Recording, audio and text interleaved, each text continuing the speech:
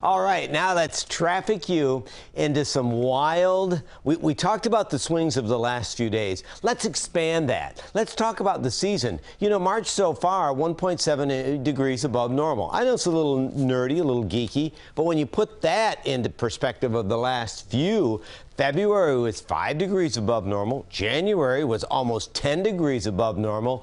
And yet this morning, coldest morning in the month, and by the end of the week, we're going to have numbers in the 70s. So we start with these really cold wind chills, wrap up the week with wet weather and mild conditions.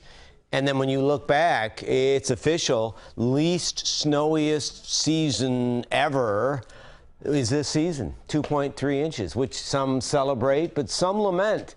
Because not only is it a water resources issue, it's also a financial issue. Folks in the snow removal or snow recreation business, this has been challenging. Boy, this is a pretty picture for you.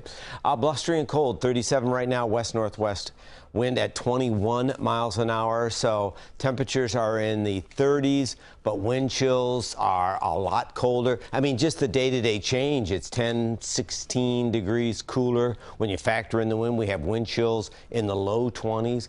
You know, we're not alone. We've got wind chills in the 30s down through the Ohio Valley. Now, this is an improvement for parts of the South, but still not good news because there are frost and freeze advisories where the growing season has started in earnest, so that's going to be an issue. We have wet weather in concert with the red tide for parts of the Gulf.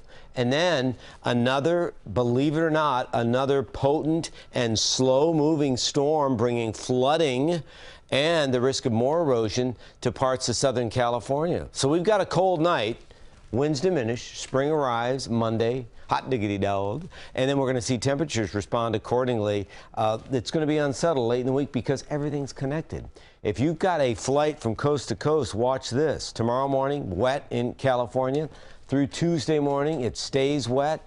Through Wednesday morning, and then Wednesday into Thursday, watch this. Could see widespread severe weather this week in parts of the plains, and then it heads into our area.